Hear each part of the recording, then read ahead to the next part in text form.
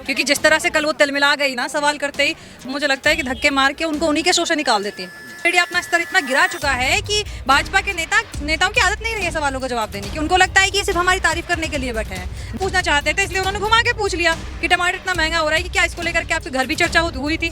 तो इस पे इतना भड़कने वाली कौन सी बात थी?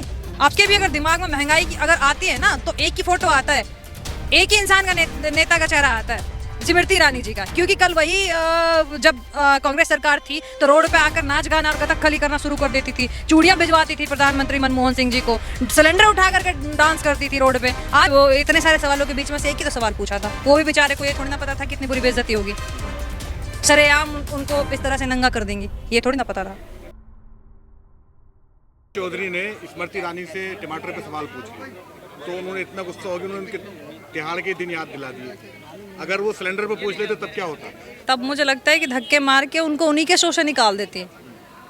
क्योंकि जिस तरह से कल वो तिलमिला गई ना सवाल करते ही, और उन्होंने ये भी नहीं सोचा कि ये कोई आपका स्टूडियो नहीं है जिसमें आप ये नाटक कर रही हैं, ये आप एक प्रोग्राम में बैठी हैं और इतने बड़े पद पे जिस पर आप बैठी हैं शोभा नहीं देता कि आपने जिस तरीके से उनको, ठीक है पत्रकार का काम है सवाल करना, लेकिन उनकी सवालों के जवाब देने की आदत नहीं रही है ना। गोदी मीडिया अपना स्तर इतना गिरा चुका है कि भाजपा के नेताओं की आदत नहीं रही है सवालों का जवाब देने की। उनको लगता है कि ये सिर्फ हमारी तारीफ करने के लिए बैठे हैं। गलती से अगर उनसे कोई 100 सवाल में से कोई एक सवाल ऐसा पूछ लिया जाता है तो उनको कल किस तरह से धोया स्मृति ईरानी जी ने, वो देखने को मिलता है। अच्छा, ये पर्सनल सवाल नहीं पूछा जाना चाहिए था ना कि हंडिया में किसकी में क्या बन रहा है, इस तरह का सवाल तो सही नहीं था ना। कहाँ पर्सनल सवाल था? क्या ये पर्सनल सवाल था? यही तो पूछना चाह रहे थे सीधे सीधे, और वो सीधे सीधे पूछ भी नहीं पा रहे थे। आप ये देखो कि कितना घुमा के, कितने रिस्पेक्ट के साथ पूछने की कोशिश की। वो यही तो पूछना चाह रहे थे कि टमाटर इतना महंगा हुआ है, इस पर आप क्या कहना चाहती हैं, यही तो पूछना चाहते थे। इसलिए उन्होंने घुमा के पूछ लिया कि टमाटर इतना महंगा हो रहा है कि क्या इसको लेकर के आपके घर भी चर्चा हुई थी। तो इस पे इतना भड़कने वाली कौन सी बात थी? आप सत्ता पक्ष की इतनी बड़ी नेता हैं, इतनी बड़ी मंत्री हैं, अगर आपसे महंगाई पर, और आपसे महंगाई के ऊपर नहीं पूछेंगे तो किससे पूछेंगे? महंगाई का आइकन तो आप ही बनी हुई है।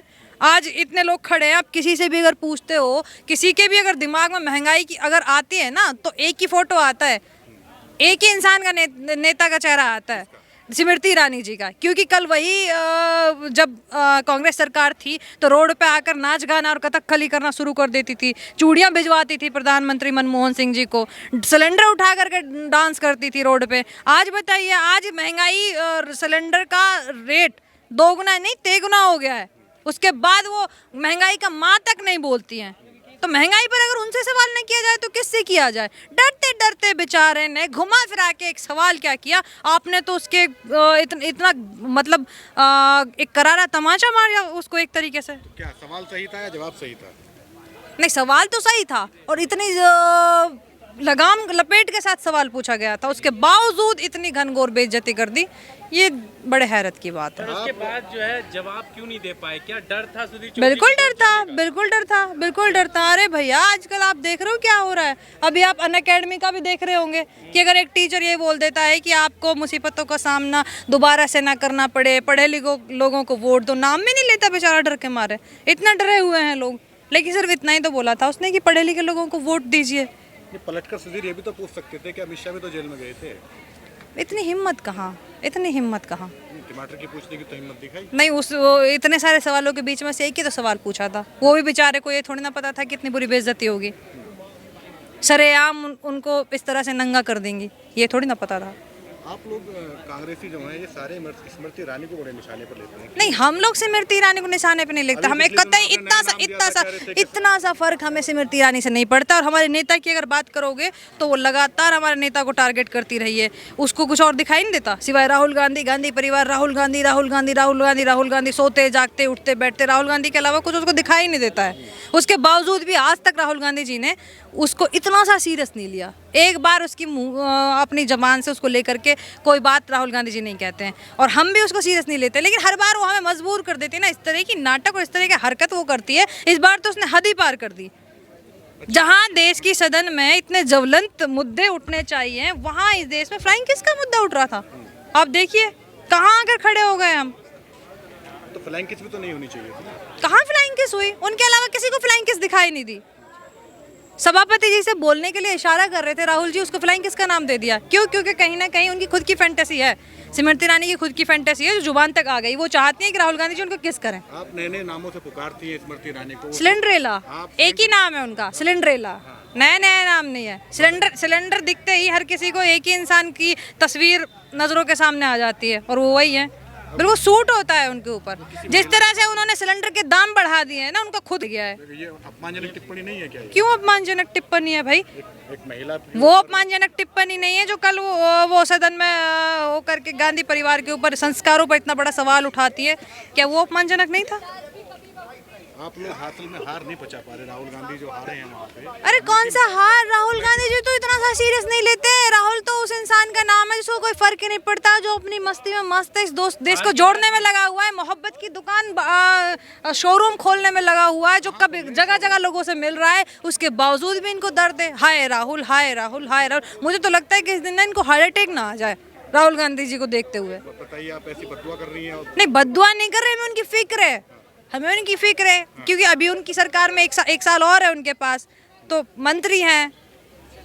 अगर वो कहीं चली गई, उनको कुछ हो गया तो उनका कामकाज कौन संभालेगा? मोदी जी तो कह रहे हैं हम तो रहेंगे परमानेंट। अभी परमानेंट कहाँ रहेंगे? लिखवा के लाए हैं क्या? मुझे तो ये समझ नहीं आता, कहाँ से कहीं से लिखवा के लाए हैं क्या? फरिश्ते हैं क्या? है इंसान है क्या? अभी रिटायरमेंट का टाइम नहीं हुआ उनका। लिखवा कितना, अभी उनकी उम्र देखिए आप, कहाँ 45 तक आपको लगता है कि 45 तक वो रहने वाले हैं? तो कहाँ वो छड़ी भी तो नहीं पकड़ी अभी हाथ में? 75 साल के हो गए, छड़ी भी अरे भैया, जब 80,000 रुपए किलो की मशरूम खाएंगे तो छड़ी कहाँ से पकड़ेंगे? आपके लोगों को मना किया किसी ने खाने के लिए? 80,000 नहीं, हमारे लोग इस तरह से वो नहीं ना कि जिसने कभी कुछ ना देखा हो और उसके हाथ कुछ लग जाए तो वो देश का काम काज छोड़ के बस अपने पहनने ओढ़ने पे, 10 लाख का सूट बूट पहनने पे, 80,000 की मशरूम खाने पे लग जाता है। गांधी परिवार ऐसा नहीं है। अच्छा, जिसको ये राजकुमार कहते हैं, जिसको ये राजकुमार कहते थे कि चांदी का चम्मच लेके पैदा हुआ है, वही आज के युग का एकमात्र ऐसा नेता है जिसने इतनी बड़ी यात्रा की। 4000 किलोमीटर के आसपास वो इस देश में चले हैं और अभी दूसरी यात्रा भी निकलने वाली है। और इस देश के हर वर्ग से राहुल गांधी जी मिल रहे हैं। वो यात्रा लोगों को जोड़ने की यात्रा थी, वो मोहब्बत बांटने की यात्रा थी, मोहब्बत की दुकान खोलने की यात्रा थी। आज जिस दौर में लोगों को इतना डराया जाता है कि वो अपने हक के लिए आवाज़ नहीं उठा सकते, अगर कोई प्रोटेस्ट करता है, आवाज़ उठाता है इनकी गलत नीतियों के खिलाफ, गलत कार्यों के खिलाफ, तो ये उनको जेल में डाल देते हैं। किसी पर देशद्रोह का मुकदमा लगाते थे तो किसी पर कुछ और मुकदमा लगा देते हैं। लोगों में एक नई जान फूंकने के लिए राहुल गांधी जी निकले। मोहब्बत की यात्रा के लिए थी वो, भारत जोड़ो यात्रा थी। नूह वहाँ लद्दाख जाने के लिए जहाँ से फ्लाइट पकड़ी थी ना एयरपोर्ट से, नूह वहीं से शुरू होता है, वहाँ नहीं जा सकते थे क्या? ये मोहब्बत की दुकान कैसी सिलेक्टिव है कि वहाँ नहीं खुलती जहाँ पे आग लगी होती है? देखिए, नूह वो भारत जोड़ो यात्रा में नूह की समस्याओं को सुन के आ चुके हैं। वो हर वो देश के हर क्षेत्र, हर वर्ग से मिल रहे हैं। वो नूह के लोगों की समस्याएं उन तक पहुंची हैं और वो पहले ही नूह के लोगों से भारत जोड़ो यात्रा में उनकी समस्याओं से रूबरू हो चुके हैं। और यहाँ तक कि उन्होंने वादा भी किया है कि इस बार जब कांग्रेस आएगी तो नूह की जो मांगे हैं, यूनिवर्सिटी की जो मांग थी, मेवात कनाल की जो मांग थी और जो 4 लेन रोड की जो मांग थी, उन सब चीज़ों का वायदा वो करके आए हैं वहाँ सभा में। फिलहाल सिचुएशन है, 1200 से ज्यादा मकान तोड़ दिए, कई गाँव पूरी तरह से जमींदोज कर दिए, वीरान कर दिए, सैकड़ों लोग जेल के अंदर डाल दिए गए। इस पे कुछ नहीं जाते। मोहब्बत की दुकान का यहाँ देखिए, मैं खुद मेवात से हूँ और मेवात का दर्द आपसे ज्यादा और जो लोग टीवी पर देख रहे थे ना उनसे ज्यादा मैं महसूस कर सकती हूँ, क्योंकि मैं खुद मेवाती हूँ। आपका भी घर टूटा है क्या? नहीं, मेरा घर नहीं टूटा है। मेरा घर क्यों जरूरी है कि मेरा घर टूटे तो ही मुझे दर्द होगा? जिन लोगों के घर टूटे वो भी तो मेरे ही लोग थे। जिन जो पूरा देश मेरा है, पूरा प्रदेश मेरा है, पूरा जिला मेरा है।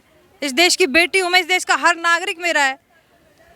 राहुल गांधी जाएंगे मेवात? राहुल गांधी जी ने उनके लिए आवाज तो उठाई थी, सदन में बोला था कि जिस प्रकार आपने मणिपुर में किया वही आप हरियाणा में करना चाहते हो। और ये लोग इस मौके में बैठे हैं कि कब राहुल जी या कांग्रेस का कोई नेता जाए और ये वहाँ उस चीज़ को ये दिखा दे कि ये तो पहले से ही आरोप लगाते आए हैं कि ये तो बुल्लों की सरकार है, ये तो हिंदू विरोधी हैं, ये तो कांग्रेस पार्टी को हिंदू विरोधी साबित करने में लगे रहते हैं। तो कांग्रेस पार्टी इतनी पागल नहीं कि इनको वो मौका दे।